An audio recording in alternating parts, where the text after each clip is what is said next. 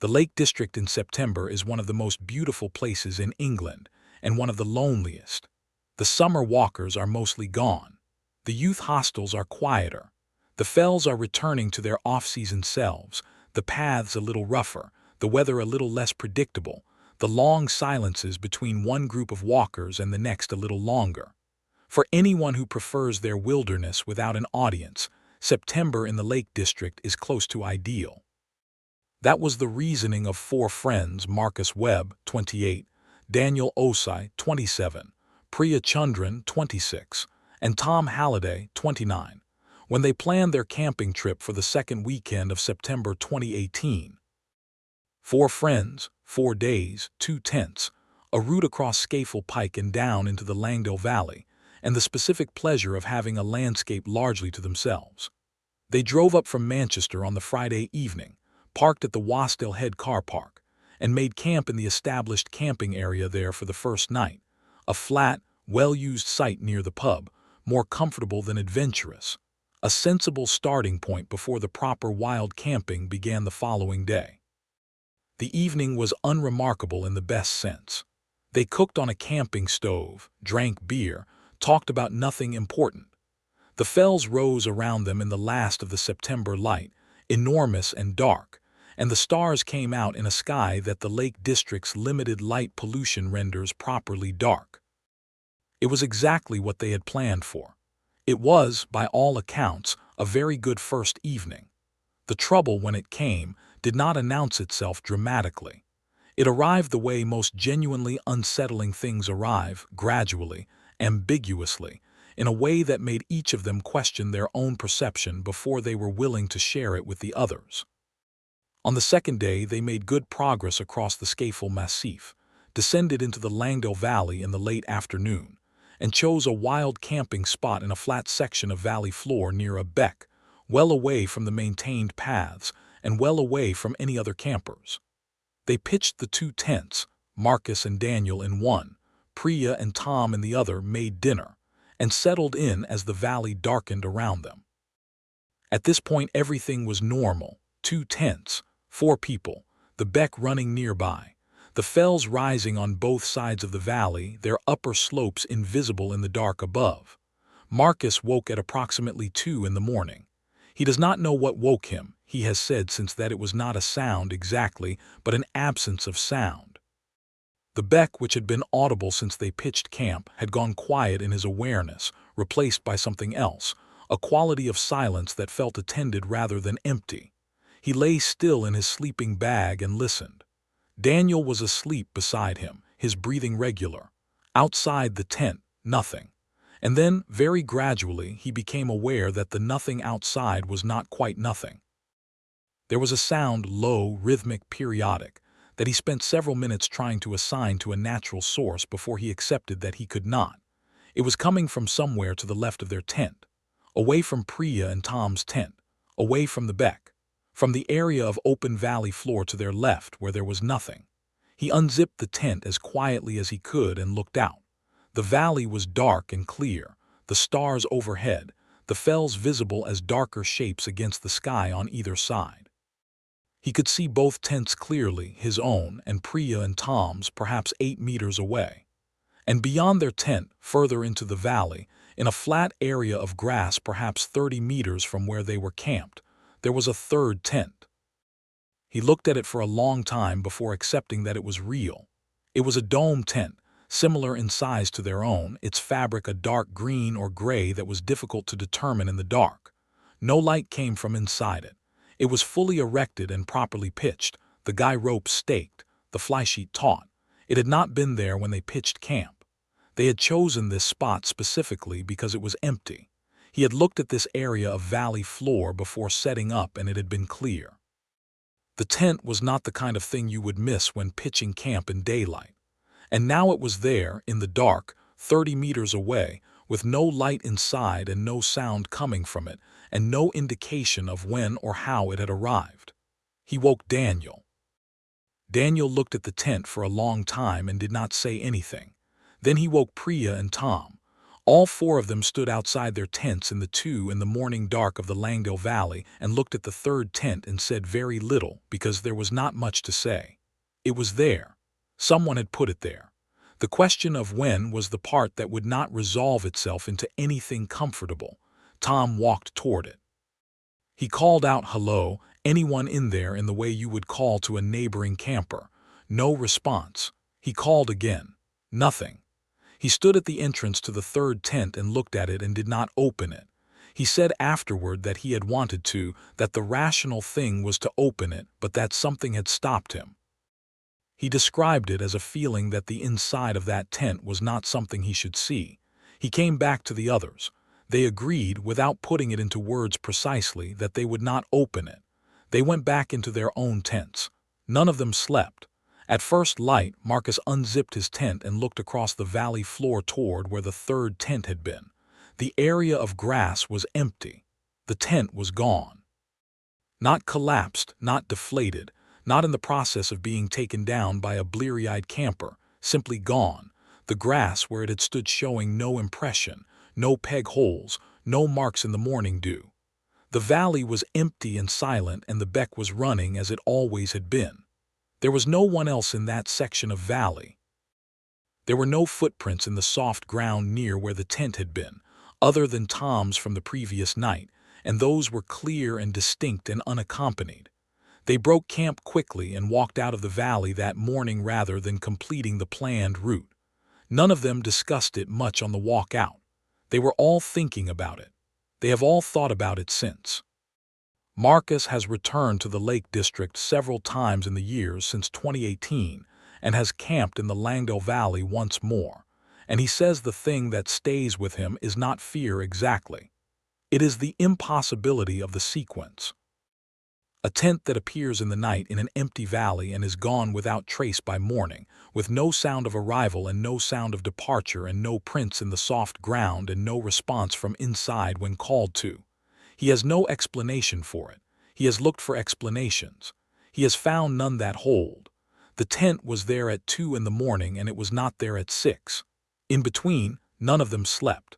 None of them heard anything.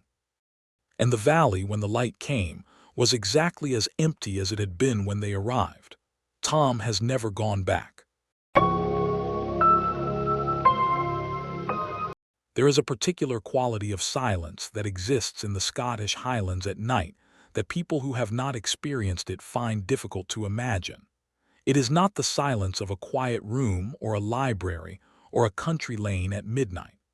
It is the silence of a landscape so large and so empty that sound itself seems to have given up. In the Cairngorms in August, above the tree line, on a clear night when the wind has dropped, the silence is so complete and so pressured that it becomes a physical sensation, something you feel in your ears and in your chest as an absence that is almost louder than noise. 5 friends drove into that silence in August 2021, and one of them has not gone camping since. The group was Saoirse Nolan, 31, her boyfriend Callum Reid, 32, their friends Jess Whitmore, 29, Aaron Whitmore, 31, and Pete Dalgety, 30. They were experienced campers, not mountaineers, not survival experts, but people who had done this many times, who knew the basics of wild camping in remote terrain, who had the right gear and the right maps and the right amount of respect for the environment they were going into. They planned a 3-night wild camp in the Cairngorm Plateau area, above Loch Avon, in a remote section of the national park that required a full day's walk-in and offered, in return, a level of isolation that is increasingly rare in a crowded country. The walk-in took them most of the first day. They set up camp in the early evening beside a small lichen on the plateau, the kind of camp that makes you feel that the world beyond the mountains has ceased to exist. The plateau stretched away from them in all directions, the sky enormous above it, the light fading slowly in the way that Scottish summer evenings fade. Gradually, reluctantly, the sky holding a deep blue long after the sun has set. They ate, they talked. They watched the stars come out in a sky that had no competition from any artificial light for 30 miles in any direction. It was, by every measure, exactly what they had come for. The sounds began on the second night. Not the first night. The first night was undisturbed, the plateau silent, the sleep good. It was the second night, after a long day of walking the high ground and a satisfying evening meal, that Saoirse woke at what she estimated was around midnight and heard something moving outside the tent. She described it carefully in the account she later wrote down, because she wanted to be precise about what she meant by moving. It was not the sound of an animal passing through, not the quick, irregular movement of a deer or a fox or any of the other wildlife that the cairngorms support. It was slow and deliberate and bipedal. She could identify the rhythm of it clearly: a footstep, a pause, another footstep, another pause. Walking. Something walking outside their tent in a slow, unhurried circuit. She lay completely still and listened to it complete what she estimated as 3 full circuits of the tent before it stopped. Then silence. Then, after perhaps 2 minutes, it began again. She woke Callum. He heard it immediately. They lay together in the tent and listened to it: slow footsteps, deliberate pacing, circling, and did not speak and did not unzip the tent. After approximately 10 minutes, it stopped and did not resume. They lay awake until the light came, and then they unzipped the tent and looked at the ground around it. The ground on the plateau is a mix of short heather and peaty soil, the kind of surface that holds impressions in wet conditions. It had rained briefly the previous afternoon. The ground was damp. Around their tent, in the soft peaty soil, there were impressions. Not clear footprints. The heather obscured the definition, but a series of compressions in the soft ground that circled the tent at a consistent distance, spaced at intervals consistent with a walking stride. Something had been circling their tent. The impressions were there. They were real. They told the others over breakfast. Pete's response was practical: a person, another walker, checking whether the camp was occupied before deciding where to pitch. Aaron suggested a large animal, perhaps a red deer stag walking a territorial circuit. Jess said nothing. Saoirse looked at the impressions in the ground and said that what she had heard was not a deer. She had grown up in rural County Clare. She knew what large animals moving at night sounded like. This was not that. They decided to continue the trip. This is worth noting because it illustrates something about how these things work in real time. The morning light and the rational explanations, and the social pressure of not being the person who ruins the trip, all combine to produce a decision to continue that none of them, individually, might have made alone. They continued. They walked further into the plateau. They made a magnificent camp that second evening beside a high ridge with a view that stretched, on a clear evening, for 50 miles. The sounds came again that night. All 5 of them heard it this time. The same slow, deliberate footsteps, the same circling pattern, the same unhurried pace. Pete unzipped his tent and shone a head torch into the darkness. The beam reached perhaps 20 meters across the plateau. There was nothing in it. The footsteps had stopped the moment the zip began to move. The plateau beyond the torchlight was dark and still. Pete stayed with his head out of the tent for several minutes, the torch moving in arcs across the ground. Nothing. He zipped the tent. Within 60 seconds, the footsteps resumed. This continued for the better part of an hour. Every time a zip moved or a torch came on, silence. Every time they settled back into stillness, the circling resumed, patient, methodical.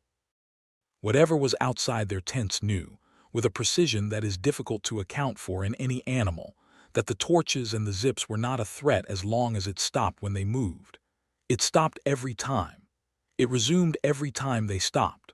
For an hour in the dark on the Cairngorm Plateau, something walked circles around 5 tents and demonstrated an awareness of their responses that none of them have been able to explain.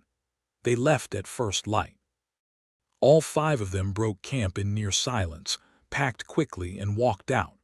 The walk that had taken a full day going in took them 6 hours going out, because they walked fast and did not stop for long. They did not look back at the plateau often. When Saoirse looked back once, from the top of the descent into the tree line, the plateau was empty and still and enormous, the sky above it wide and pale in the early morning, no movement anywhere on its surface. They have not camped together since. Jess and Aaron have camped separately with other friends. Pete camps occasionally and says he is fine. Callum has not specifically avoided camping but has not sought it out. Saoirse wrote her account down 6 weeks after the trip because she wanted to have it recorded while the details were still precise, and because she felt, obscurely, that recording it was important. She cannot say why it felt important. She says the thing that she cannot get past, the detail that resists every rational explanation she has attempted to apply to it, is the pausing when the zips moved. An animal circling a tent at night is explicable.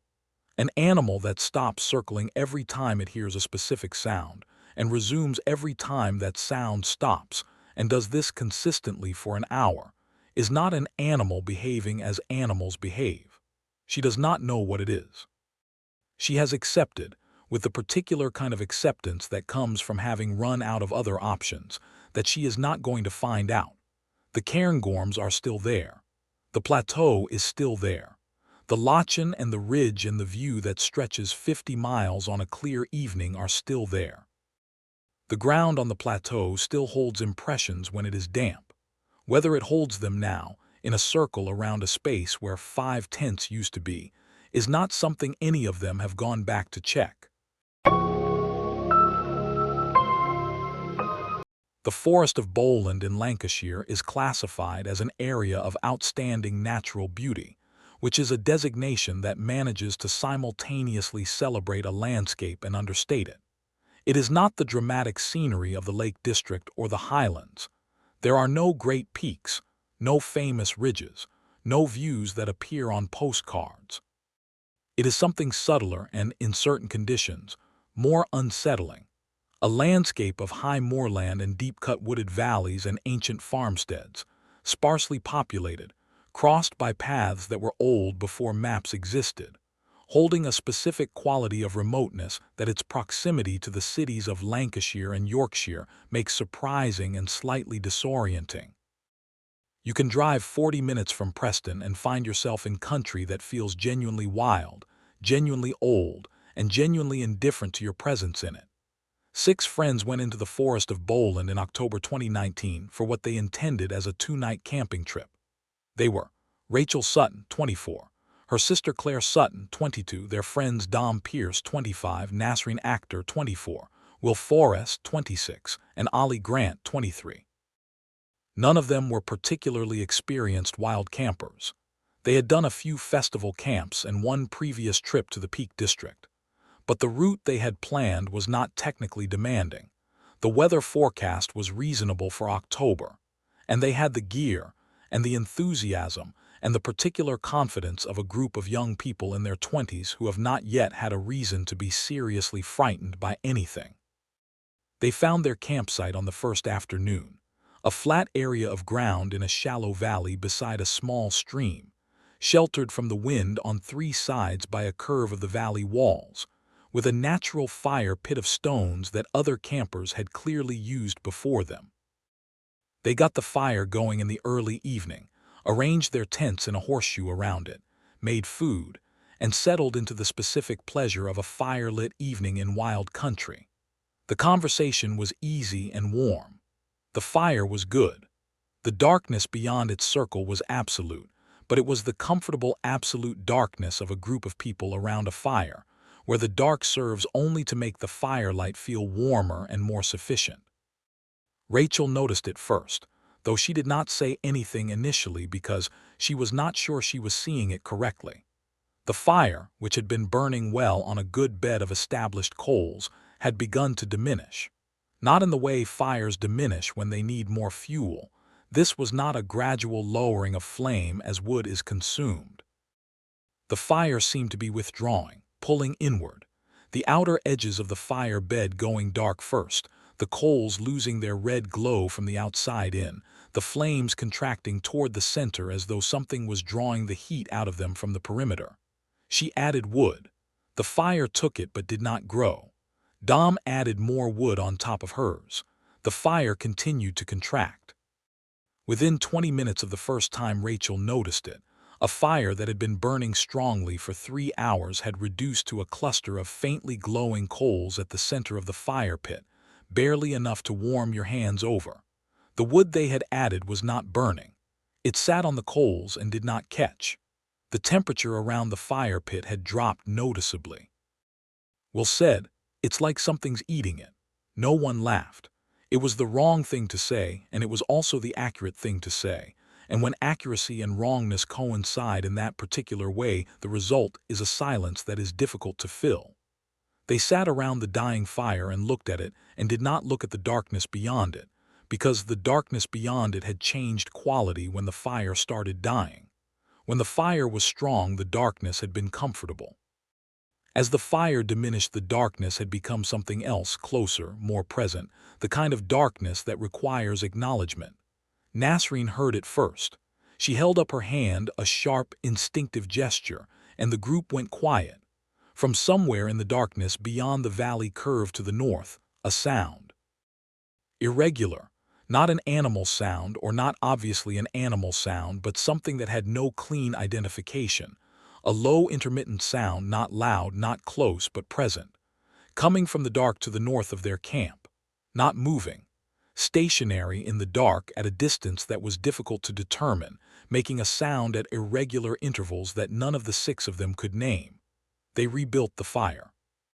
This is significant. The decision to rebuild it rather than get into the tents was a decision about what they trusted more. The tents, which were enclosed and dark and meant being unable to see what was outside, or the fire, which was light and warmth and visibility. They chose the fire. They used the remainder of their dry wood and got it burning again strongly, and for a while the warmth and the light reasserted themselves, and the sound from the north was still there, but it was manageable with a good fire. The fire went out again at around 2 in the morning. Not slowly this time. It went from a strong burn to dark coals in under 10 minutes. The wood on it was good dry hardwood, ash and oak that Will had sourced specifically because it burns long and hot. It went out anyway. The same contraction from the perimeter inward, the same withdrawal of heat, the same sense of something consuming the fire from its edges. When the last of the light died, the darkness around the camp was total. They got into their tents.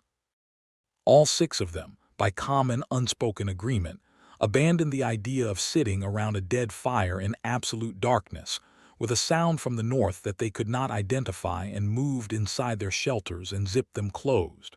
Rachel lay in her tent with Claire and listened. The sound was still there. It was closer. She could not determine precisely how much closer, but the distance had changed since she had first heard it. It was closer, and it was to the west now rather than the north, which meant it had moved, which meant whatever was producing it had moved while they were rebuilding the fire, and while they were in their tents.